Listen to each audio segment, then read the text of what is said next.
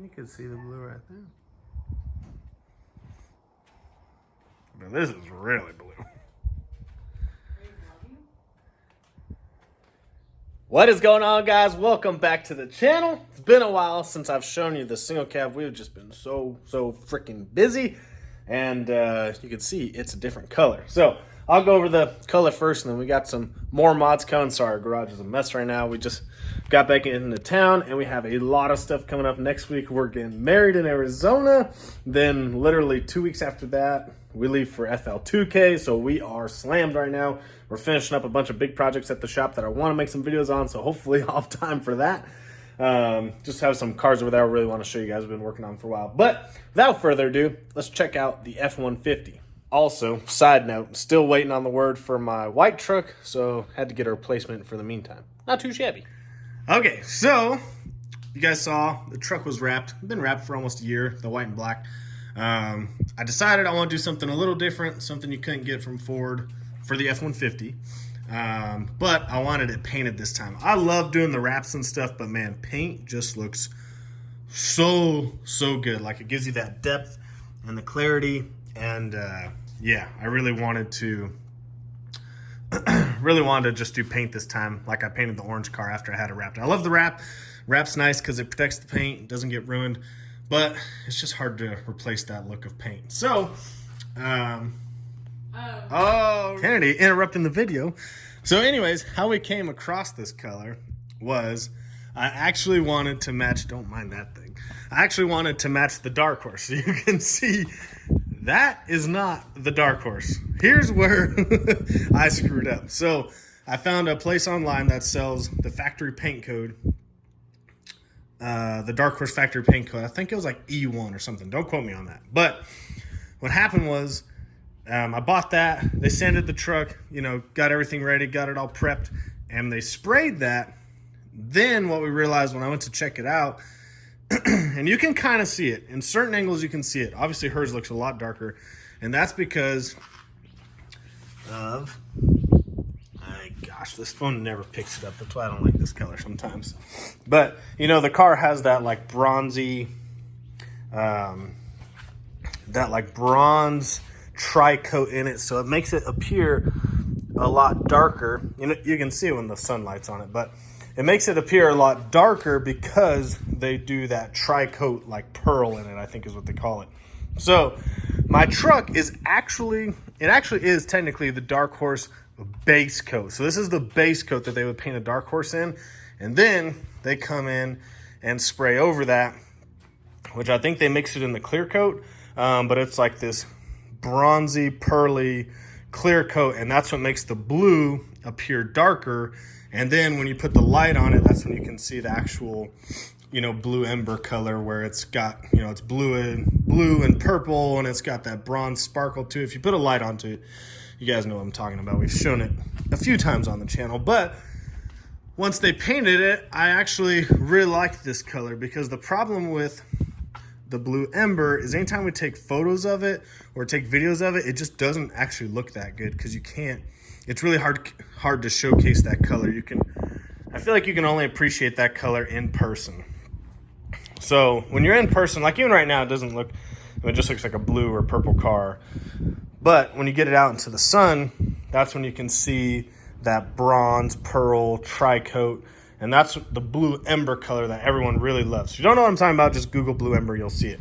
So I actually decided to keep just the base because it's a lot brighter. I think it photographs well, and it actually looks really sick in videos. It looks really good at night, like with the track lights on it. So I decided to keep this color. I think it looks really good. And I think it'll just be viewed a lot better. I still love the blue ember color, but I feel like you just can't appreciate it through pictures and videos. So changed a few other things. Did some Bellac front skinnies because they're a lot lighter. I'm trying to save some weight off the front without going crazy with it, because I just don't want to take the truck there yet. Eventually, I think sometime next year we'll take everything out of it, but I didn't want to get too crazy with it right now. So just doing some small stuff, like did the front Bellacs in the 17. There, I think I saved like 10 pounds over the 20-inch Lagunas that were up here. I went back to a factory, like Lariat style, Raptor style headlight. I really liked the ones I had, but I kind of wanted to go for that like factory plus look. Went back to the Ford Performance black badges, or black appearance package badges, also same thing. And then added the matching fog lights. I just got to wire them up. So I really went for that like factory look. And then I did the Ford Performance grille this time and then had them paint match. It looks, to me, the front end looks really good. So yeah, had literally everything painted. Did the mirror caps, did the door handles, pretty much everything. Bumpers. Sorry, like I said, the garage is a mess, but yeah, even painted the door jamb. So don't mind the fuel pump. It is all painted to match. So nothing else has really changed. I'm about to pull this off to do a couple changes, but nothing crazy. Still full interior like it's always been. But here's where the changes start taking place. So if you guys follow me, you know that I bought this TTR intake. I use a lot of Plasma Man stuff on the Mustangs and the Gen 3 F-150s, but they have not released anything for the Gen 4 because the bolt pattern is different, and I don't want to run spacers and make the runners that much longer. So this company, TTR, do have it on the website. We've sold a decent amount of these, actually. I know we have a few badass trucks coming out that are about to run these, but this intake is super sick. You can also get in a full carbon, but I didn't want to go to that route. I really like the billet black anodized, and it does have like some carbon trim, but got that. Did another custom fuel cell. This time I'm going to do an external pump. Right now it's got an internal Aeromotive. I'm going to go back to an external, and then had a battery tray welded up to it. So if you guys have ever had like an ice tank or something, Paul at PNR does awesome work. I'm a dealer for him, but I don't even put it on there. I just tell everybody to message him because he's really good to work with. And so if you send him any measurements, he'll build you exactly what you want. And that's what I've always done, is I just send him measurements, tell him what I want. He makes it and it always comes out really good. So it's got these billet mounts on it, dash 16 feed, Coyote Direct cap, and then a little tray for the battery. So we're gonna mount this in the middle of the bed, kind of keep the weight distributed nicely. And then got some head studs, Cometic head gaskets, because we do have a short block coming. So I'm really excited. Short block is supposed to be here tomorrow, where the truck is signed up for the streetcar class at FL2K. Obviously, we're like way outgunned because the truck's still pretty heavy. Even with some of the stuff I'm doing, it's still pretty heavy. I mean, it's still going to be around like 4 to 4,100, I'm sure. But with a built motor, I feel like we can compete in the slower classes that usually run like in the 850s. So that's really the goal for the truck. I need to get the built motor in there so I could turn it up.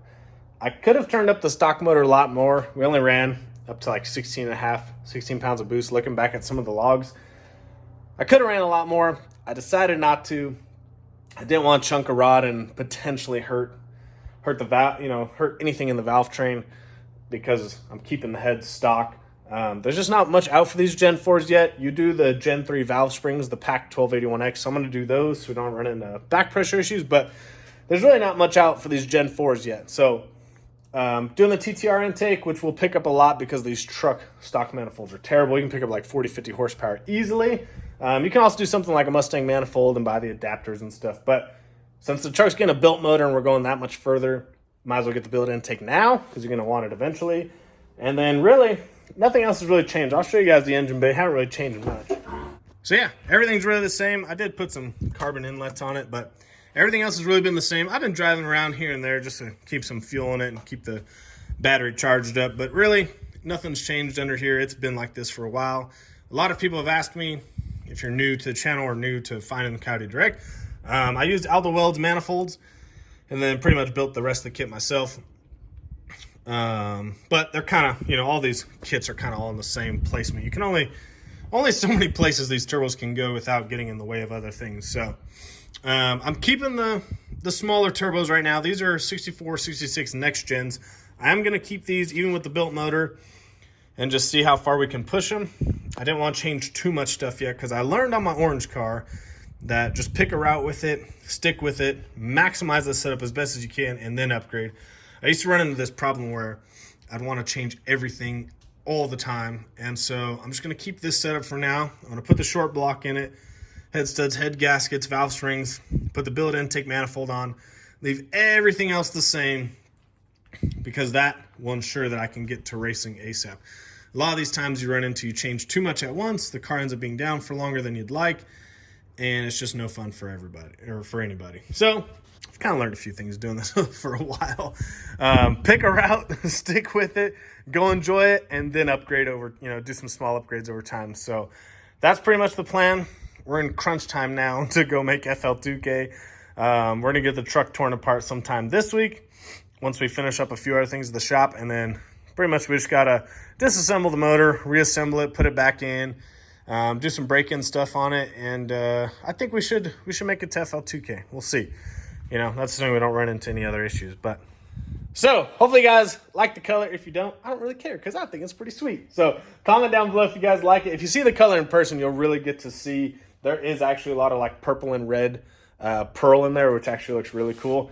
But like I said, I think this color is better for like photographs and videos. It just looks so much better at night and during the day than the actual Blue Ember. The Blue Ember is like too dark. So hopefully you guys enjoyed this video. Let me know what you think down below. If you're going to FL2K, comment down below. We'll see you guys out there, hopefully.